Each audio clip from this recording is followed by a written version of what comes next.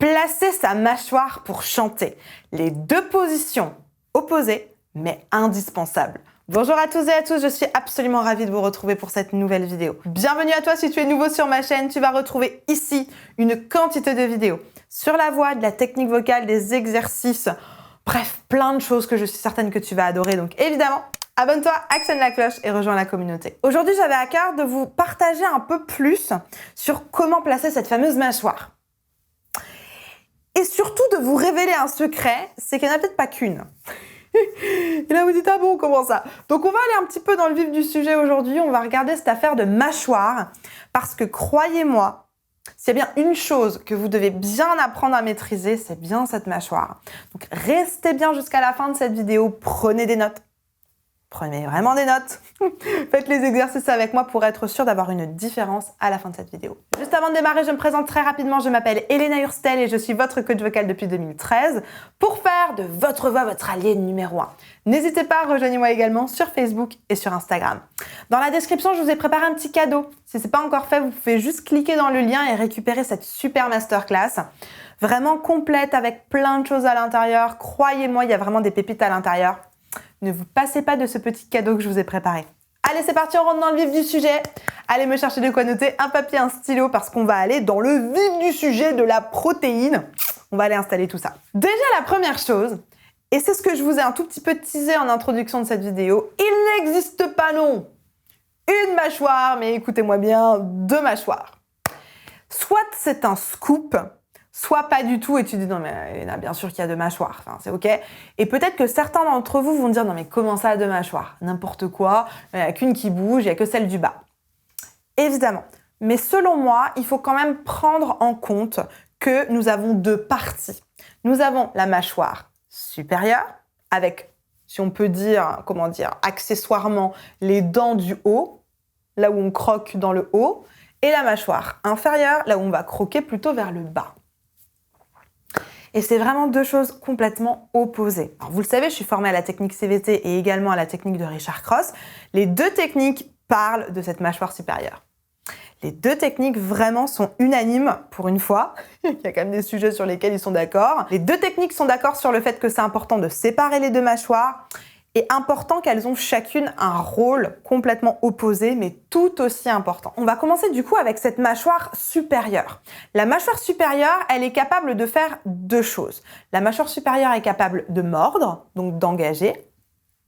Quand vous allez faire ça, vous allez sentir à l'arrière un petit muscle qu'on appelle le muscle ptérygoïdal. Vous le retenez pas, c'est pas très grave, mais il y a un petit muscle ici au niveau de la jointure des deux mâchoires qui va se contracter au moment où je mords. Prenez un doigt, croquez, et vous allez sentir une petite contraction ici. Ce mouvement-là, la CVT l'appelle le bite, le fait de croquer. Il me semble, je suis pas experte dans la méthode d'Estil Voice Training, mais il me semble que Estil appelle ça l'ancrage de la tête, le fait de bien engager la mâchoire. Peut-être que je me trompe, s'il y a des experts Estil dans les parages, n'hésitez pas à me corriger dans les commentaires au cas où. Bon, en tout cas, le bite en CVT, le fait de bien engager correctement la mâchoire du haut. Donc elle peut s'engager, cette mâchoire du haut. Et elle peut également, c'est ce que la CVT appelle la loose jaw, elle peut également se relâcher. Donc on peut garder le doigt, mais cette fois-ci à la place de croquer dessus, on va simplement bien relâcher. Donc deux positions, on y va ensemble. On essaye de changer de position. Donc on y va, on prend le doigt et on y va. Croque, relâche, croque, relâche. Je ne peux pas le faire en même temps, donc vous y allez avec moi, on commence par croque. C'est parti. Croque, relâche, croque, relâche, croque, relâche, croque, relâche. Et vous le sentez ici. Vérifiez bien. Relâche, que vous sentez ici. Croque, relâche et croque, relâche. Super. Pour aller un tout petit peu plus loin, même si ce n'est pas l'objet du jour, la mâchoire en bite va vous servir pour les modes qu'on va appeler métalliques. C'est la CVT qui nous apprend ça. Alors que la mâchoire relâchée, la loose jaw, va plutôt nous servir pour le mode qu'on va appeler le neutre. Donc de manière générale, le bite va nous servir à placer le vocal tract, donc le conduit vocal, dans une position plus métallique. Voilà, tout simplement. N'hésitez pas à liker cette vidéo si elle vous plaît et si vous apprenez quelque chose. Ensuite, la mâchoire inférieure. La mâchoire inférieure, celle-ci, elle va complètement toujours se relâcher. Toujours, toujours, toujours. Peu importe la hauteur, peu importe le mode, peu importe l'intensité, peu importe la puissance, peu importe le timbre, peu importe s'il pleut, s'il neige, si j'ai mal aux dents, peu importe la circonstance, la mâchoire du bas, tout le temps relâchée. Si vous voulez apprendre à relâcher un tout petit peu plus votre mâchoire, je vous ai fait une vidéo spécialement pour ça, je vous la mets juste ici. Donc très important toujours d'avoir cette mâchoire en bas bien relâchée et la mâchoire du haut qui va venir croquer par exemple. Donc on va essayer le même exercice qu'avant en vérifiant que la mâchoire du bas est bien relâchée. Donc je relâche ma mâchoire du bas, je place mon doigt et je croque en haut. Croque, relâche. Là les deux sont relâchés et ensuite je croque. Et j'essaye de venir juste croquer en haut et pas en bas, de ne pas modifier ma position de la mâchoire inférieure. Donc on y retourne. Croque, relâche, croque, relâche, croque et relâche. Super. Vérifiez bien que vous dissociez les deux mâchoires. Et la chose évidemment à ne pas faire, c'est imaginer, je sais pas moi, ça c'est un bout de bois, je sais pas, de croquer les deux. Ça, c'est jamais. Hein. Ne croquez pas avec celle du bas et celle du haut en même temps. Celle du haut, oui, mais celle du bas est tout le temps relâchée. En petit supplément, je voulais aussi vous partager ce que dit Richard Cross sur la mâchoire supérieure parce que je trouve ça super intéressant en fait. Richard Cross, il a placé la mâchoire supérieure dans la thématique de la résonance et il nous explique que quand on va aller chanter les aigus, c'est beaucoup plus intéressant d'aller les chercher en ouvrant la mâchoire supérieure et pas uniquement la mâchoire inférieure. Parce que très souvent, on dit dans les aigus, ouvrez la bouche. Et donc du coup, on a envie de l'ouvrir comme ça. Comme les chanteurs d'opéra. Les chanteurs d'opéra, la plupart du temps, ils vont aller chercher une mâchoire plutôt vers le bas. Alors que là, pour le coup, Richard Cross nous dit, quand on va dans les aigus, on va essayer de trouver ce qu'on appelle une mâchoire supérieure. Donc, comment je fais pour ouvrir ma mâchoire supérieure? On sait comment faire pour ouvrir l'inférieure, on lâche la mâchoire. Comment je fais pour ouvrir celle du haut? De manière très simple, vous allez juste pivoter la tête. Je pivote la tête et ça me permet de croquer, d'avoir une ouverture qui n'est non plus comme ceci, mais d'avoir une ouverture qui est comme ça. D'accord? J'aime bien, je ne sais pas si vous connaissez ça, mais dans les bistrots, il y a, vous savez, les espèces de petites boules où il y a le sucre à l'intérieur. Et dans ces boules de sucre, vous pouvez ouvrir, faire pivoter le haut de la sucrière. Ça, c'est vraiment une image de mâchoire supérieure, de vraiment penser à ouvrir de cette manière-là. Si je me mets de profil, et pas uniquement quand je vais dans les aigus, par exemple, à ouvrir comme ça.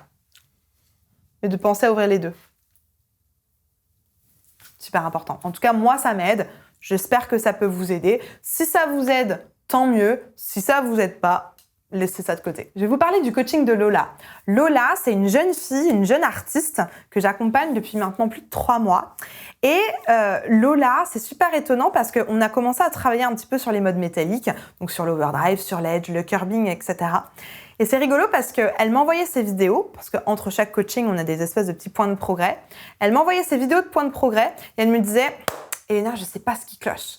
Elena, je ne sais pas ce qui cloche. » Et moi, dans une démarche de toujours rendre très, très autonomes mes coachés et de ne pas les rendre du tout dépendants de moi, je lui ai envoyé une petite liste. Je lui ai dit « Je te donne une liste, tu me check tous les points de cette liste. » Dans cette liste, il y avait l'ouverture de la bouche, il y avait le soutien, il y avait le twang, il y avait l'accollement des cordes vocales et il y avait le métal, notamment avec la position du bite. Et j'ai dit à Lola, tu me check toutes ces petites choses-là, tu vérifies que tout est bien au bon endroit et ensuite tu viens avec ta réponse. Et elle revient et me dit « Oh, c'était le bite !» Et je dis « Oui, exactement !» Et elle a réussi, alors évidemment je l'ai accompagnée un petit peu à ça, mais elle a réussi d'elle-même à comprendre ce qui clochait. Et du coup, comme elle avait tous les outils puisqu'on les avait vus ensemble en amont, elle a réussi toute seule à se corriger. Elle m'a renvoyé sa vidéo, plus rien à faire. Coach vocal au chômage. Donc c'est hyper important que vous puissiez comprendre que cette petite chose de mâchoire peut vraiment faire une grande différence dans votre voix. En tout cas, là pour Lola et les modes métalliques, c'était typiquement l'ingrédient qui lui manquait. Donc si comme Lola, vous avez envie que je vous accompagne, vous avez envie que je puisse peut-être vous aider à placer votre mâchoire, vous aider à bien positionner votre technique vocale de manière générale, dans la description, il y a un petit formulaire Remplissez-moi tous les champs de ce formulaire. Avec mon équipe, on va en prendre connaissance. Et si votre profil fait partie des personnes que j'ai l'habitude d'accompagner, on vous proposera un bilan vocal. Un bilan vocal, simplement un petit appel avec mon équipe. Et mon équipe va vous conseiller vers le meilleur accompagnement.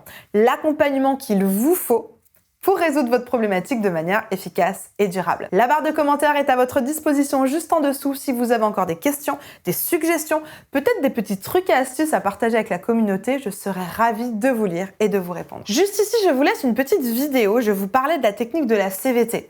Je vous laisse une petite vidéo ici qui vous présente la technique de la CVT, les 3 principes fondamentaux, les modes, les sound colors et les effets. N'hésitez pas à aller regarder ça parce que croyez-moi, il y a vraiment moyen de passer sa voix au niveau supérieur avec cette technique, donc ne vous en privez pas. Et puis juste avant de vous retrouver dans cette petite vidéo, je vous souhaite une bonne journée, une bonne soirée. N'hésitez pas, likez, abonnez-vous, partagez cette vidéo à une personne peut-être qui en aurait besoin. Et j'ai l'habitude de vous le dire, croyez en vous, tout est possible. Je vous assure, tout est possible. Allez, on se retrouve juste ici dans cette vidéo.